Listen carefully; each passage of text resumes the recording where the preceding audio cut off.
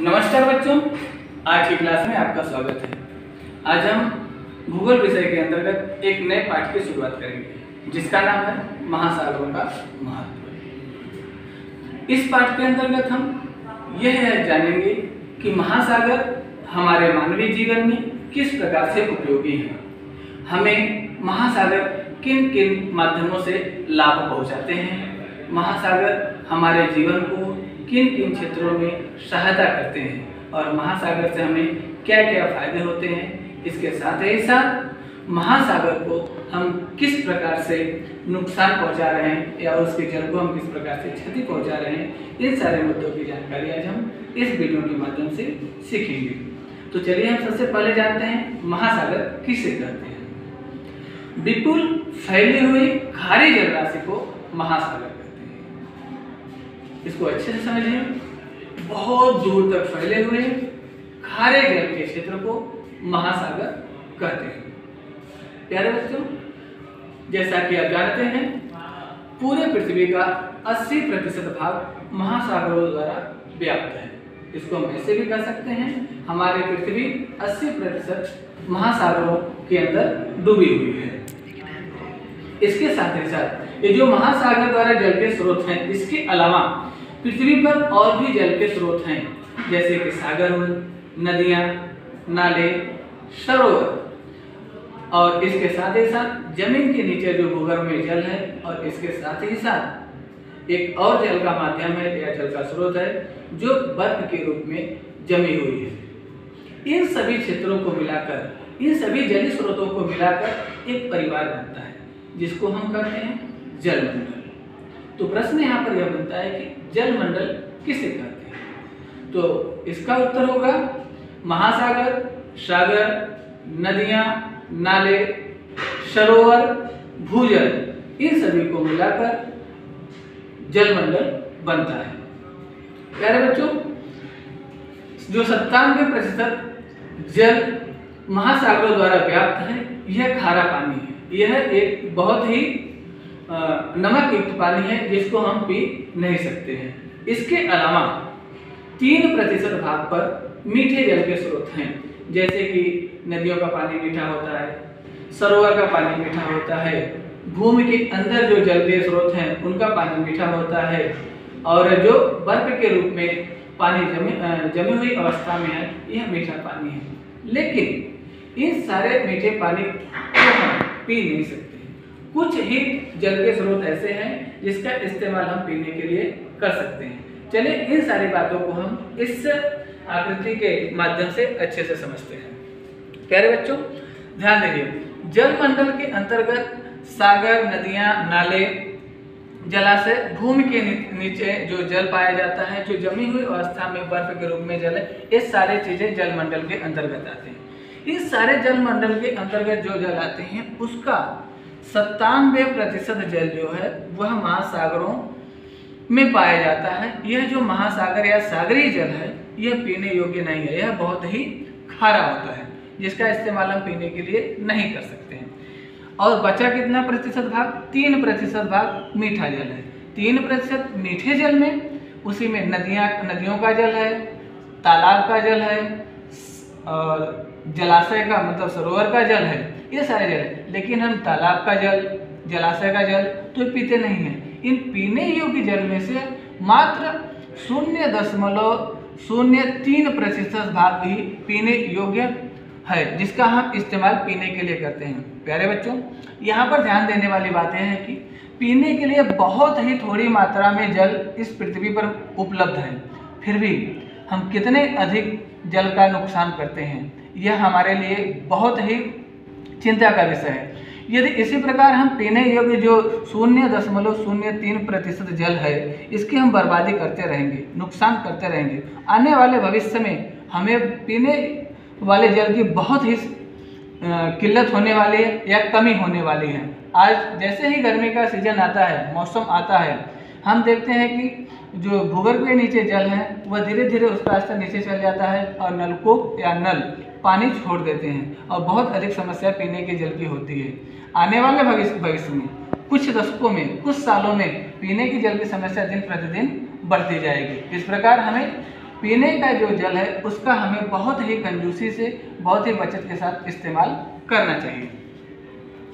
तो प्यारे बच्चों, अब हम चलिए जानते हैं इस पूरे पृथ्वी पर कितने महासागर पाए जाते हैं। तो पूरे पृथ्वी पर कुल 5 महासागर पाए जाते हैं और इस पाठ के अंतर्गत इन 5 महासागर और उन 5 महासागरों का क्षेत्रफल कितना है, यहाँ पर इस तालिका के माध्यम से हम समझते हैं।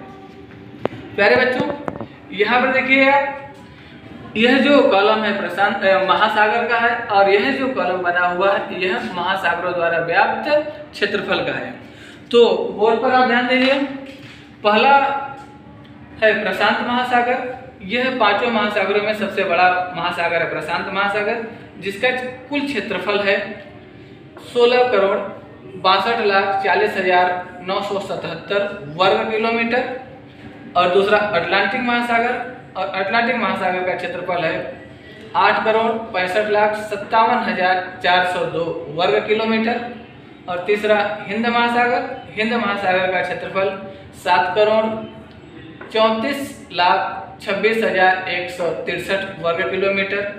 और अगला है दक्षिण महासागर, दक्षिण महासागर का क्षेत्रफल 2,03,27,000 वर्ग किलोमीटर। और सबसे अंत में 5वां आर्कटिक महासागर, आर्कटिक महासागर का क्षेत्रफल 1,32,24,479 वर्ग किलोमीटर है। प्यारे बच्चों, आप यहाँ पर ध्यान दीजिए, यह जो तालिका है इस तालिका से कुछ प्रश्न मेरे मन में आ रहे हैं, उसको आप ध्यान दीजिए। इस तालिका से पहला प्रश्न बनता है, संसार में कुल कितने महासागर हैं? तो संसार में कुल 5 महासागर हैं, ये नाम दिए गए हैं 5 महासागरों के। दूसरा प्रश्न तैयार होता है, संसार का सबसे बड़ा महासागर कौन सा है? तो प्यारे बच्चों, हमेशा इस बात का ध्यान रखिए, संसार का सबसे बड़ा महासागर प्रशांत महासागर है। यह प्रश्न बहुत ही पूछा जाता है। इसके अलावा संसार का सबसे छोटा महासागर कौन सा है? तो संसार का सबसे छोटा महासागर आर्कटिक महासागर है। तो प्यारे बच्चों, ये महासागर हो गए और इनसे महासागरों का क्षेत्रफल हो गया। तो प्यारे बच्चों, आप जहाँ पर भी रहते हैं अपने परिसर में देखते हैं कि अनेकों प्रकार के छोटे छोटे कीड़े मकोड़े दिखाई देते हैं। इसके अलावा अनेकों प्रकार के पशु पक्षी, अनेकों प्रकार के जीव जंतु दिखाई देते हैं, अनेकों प्रकार के पेड़ पौधे दिखाई देते हैं। तो क्या हम इन पेड़ पौधे या इन जीव जंतुओं की प्रजातियों को हम गिन सकते हैं? नहीं ना, बहुत अधिक मात्रा में पाए जाते हैं और बहुत अधिक प्रजाति के पाए जाते हैं। क्या आप जानते हैं कि महासागरों में भी जो है जीव पाए जाते हैं, यह बहुत ही थोड़े मात्रा में होते होंगे? नहीं, जिस प्रकार से पृथ्वी के ऊपर अनेकों प्रकार की और बहुत अधिक संख्या में जीव सृष्टि पाई जाती है, उसी तरह से पृथ्वी पर जितने प्रकार के जीव जंतु पाए जाते हैं, जितनी संख्या में जीव जंतु पाए जाते हैं या जीव सृष्टि पाई जाती है, उससे कई गुना अधिक प्रकार की और संख्या में अधिक भी जीव सृष्टि महासागरों में पाई जाती है। यदि आपसे कोई प्रश्न करता है कि पृथ्वी पर सजीव सृष्टि अधिक मात्रा में पाई जाती है या महासागरों में, तो आपका उत्तर होगा महासागरों में अधिक प्रकार की और संख्या में भी अधिक जीव सृष्टि पाई जाती है। तो प्यारे बच्चों, एक छोटी सी कृति है जिसको मैं बता के कराना चाहूँगा आपको। यह जो कृति मैं बताने जा रहा हूँ, यह कृति आप अपने घर पर बहुत ही आसानी से कर सकते हैं। आप सभी लोगों ने बहुत बार भेल तो खाए होंगे। भेल में इस्तेमाल होने वाला थोड़ा सा आपको कुरमुरा लेना है, एक टमाटर लेना है, एक प्याज लेना है और एक मिर्ची लेनी है और थोड़ा सा नमक लेना है। क्या करना है, टमाटर को और प्याज को और मिर्ची को बारीक बारीक काटकर अलग अलग रख लेना है। उसके बाद कुरमुरे को, टमाटर को और प्याज को और मिर्ची को, इन 4 चीज़ों को मिलाना है। मिलाने के बाद उसको खाना है और खाने के बाद उसका टेस्ट हमें पता करना, स्वाद पता करना है। अब इसके बाद क्या करना है, स्वाद पता करने के बाद बचे हुए मिक्सचर में जो आप मिलाए हो उसमें थोड़ा सा नमक डाल के फिर उसका स्वाद चखना है। तो आपको जो नमक मिलाकर आप जो भेल बनाया उसको जो चखे हो उसका स्वाद आपको अच्छा लगेगा। क्यों अच्छा लगा? क्योंकि उसमें आप नमक डाले। तो प्यारे बच्चों, यह नमक आता कहाँ से है? वो सोचा आपने? यह नमक समुद्र के जल से हमें प्राप्त होता है। तो क्या समुद्र के जल में नमक है तो क्या मीठे जल में नमक की मात्रा नहीं पाई जाती जिसके कारण जल मीठा होता है? जैसे जमीन के नीचे का जल या नदियों का जल या सरोवर का जल, तालाब का जल या जमी हुई बर्फ के रूप में जल, इसमें नमक की मात्रा नहीं पाई जाती। तो इसको पता करने के लिए एक छोटी सी कृति मैं आपको और बताना चाहूँगा। किसी नल या नलकूप से पानी लेना है थोड़ा सा, उस पानी को किसी बर्तन में रखकर गैस पर या स्टोव पर उसको गर्म करना है और तब तक गर्म करना है जब तक वह पानी पूरा गर्म होकर वाष्प बनकर उड़ नहीं जाता है। जब पूरा पानी उबलकर वाष्प बनकर उड़ जाएगा तो आप देखोगे जिस बर्तन में आप पानी गर्म कर रहे हो उसके पेटी में थोड़ा सा सफेद रंग का पदार्थ बचा रहेगा। अगर उसको आप चखोगे तो वह हल्का कसैला या नमक के जैसा स्वाद देगा। तो इससे यह साबित होता है कि जो मीठा जल है उसमें भी नमक की मात्रा पाई जाती है, लेकिन मीठे जल में बहुत ही कम नमक की मात्रा पाई जाती है, जिसके कारण से नदियों का जल, सरोवर का जल, भूजल हमें स्वाद में मीठा लगता है। इसकी तुलना में सागर का जल और महासागर का जल हमें बहुत अधिक खारा लगता है। तो चलिए अब हम आगे जानते हैं कि महासागर का जल यह जो खारा रहता है या महासागर के जल में जो नमक की मात्रा पाई जाती है, यह किन किन कारणों से महासागरीय जल में नमक पाया जाता है। इनके मुख्य 3 कारण है, इसको हम जानते हैं। यहाँ पर आप बोर्ड पर देखिए, सागरीय जल के खारा होने के कारण। सागरीय जल या महासागर का जल किन किन कारणों से नमक युक्त है या खारा है उसको देखेंगे। महासागर में सूक्ष्म जीव से लेकर महाकाय व्हेल मछलियों तक के जलीय जीव पाए जाते हैं। मृत होने के बाद सजीवों का विघटन महासागर में होने से सागरीय जल की क्षारता में वृद्धि होती है। तो प्यारे बच्चों, जैसा कि आप जानते हैं महासागर में छोटे जीव से लेकर महाकाय व्हेल मछली तक के जीव और इसके अलावा अनेकों प्रकार की वनस्पतियां पाई जाती हैं। ये जलीय जीव और ये जलीय वनस्पतियां जब मरते हैं, जब नष्ट, तो पानी में ही नष्ट होते हैं, सड़ गल जाते हैं पानी में ही। तो जिनके अवशेष रहते हो सागर के जल के कीचड़ में मिल जाते हैं, पेदी में मिल जाते हैं, और ये वनस्पतियों में और जलीय जीवों के शरीर में घुले हुए जो खनिज रहते हैं, जो तत्व रहते हैं, वो सागर के जल में मिल जाते हैं। इन कारणों से सागर का जल खारा होता है। अब अगला कारण देखते हैं हम। अगला कारण, सभी नदियां पर्वतों पहाड़ों से बहती हुई आकर महासागरों में मिलती हैं। नदियों के जल के साथ साथ अनेकों प्रकार के मृत जीव जंतु, पेड़ पौधों के अवशेष नदी के जल में मिलते रहते हैं और अंत में सागर में आकर मिल जाते हैं। इस प्रकार भी सागर के जल की क्षारता में वृद्धि होती है। प्यारे बच्चों, जितनी भी नदियां हैं इस संसार में लगभग सभी नदियों का उद्गम या जन्म पहाड़ों पर से हुआ है। जब नदियां पहाड़ों पर से बहती हैं तो ऊंचाई से बहने के कारण वह बहुत ही तेजी से बहती हैं। कहने का तात्पर्य है, पहाड़ों पर से जब नदी का जल नीचे की तरफ आता है वो बहुत ही तेजी से आता है। तो नदी के जल के साथ अनेकों प्रकार के कीड़े मकोड़े, जीव जंतु, पेड़ पौधे भी नदी के जल के साथ बहते हुए आते हैं और साथ ही नदी के जल के साथ हुए टूटते फूटते हुए भी आते हैं। तो पेड़ पौधों के अवशेष, बहुत बार ऐसा होता है कि बहुत सारे जीव जंतु नदी के जल में मरे हुए ऐसे बहते रहते हैं, वो भी सड़ गल कर नदी के जल में मिलते हैं और उनके अंदर के जो खनिज रहते हैं और जानवरों के अंदर पाए जाने वाले जो नमक की मात्रा रहती है उनके शरीर में, सब घुलकर नदी के जल में मिलते जाते हैं और जो जमीन में पाए जाने वाले खनिज रहते हैं वह भी धीरे धीरे घुलकर नदी के जल में मिलते रहते हैं और अंत में नदी जाकर सागर में मिलती है। इस कारण से भी सागर जल में नमक की मात्रा बढ़ती है। अगला है समुद्र के तल में होने वाले ज्वालामुखी उद्गार से निकलने वाले पदार्थों के सागर जल में घुल मिल जाने से भी सागर जल की क्षारता में वृद्धि होती है। क्षारता मतलब सागर के जल में पाई जाने वाली नमक की मात्रा। प्यारे बच्चों, जिस प्रकार से जमीन के ऊपर ज्वालामुखी का विस्फोट होता है, उसी तरह से बहुत बार ऐसा होता है कि समुद्र के नीचे जो जमीन का क्षेत्र है, या हम कह सकते हैं समुद्र के तल में भी ज्वालामुखी का विस्फोट होता है। जब ज्वालामुखी का विस्फोट होता है तो उस विस्फोट के साथ जमीन के नीचे से राख, कंकड़ पत्थर, जलते हुए अंगारे, अनेकों प्रकार के पदार्थ जमीन के नीचे से निकलते हैं।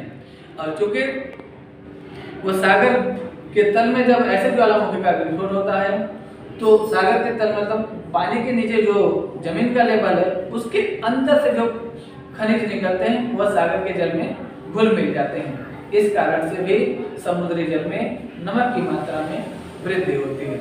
इसके अलावा समुद्र के जल में खारापन होने के या क्षार युक्त होने के भी और कारण है। और ये 3 जो मैंने अभी आपको बताया, यह मुख्य कारण है।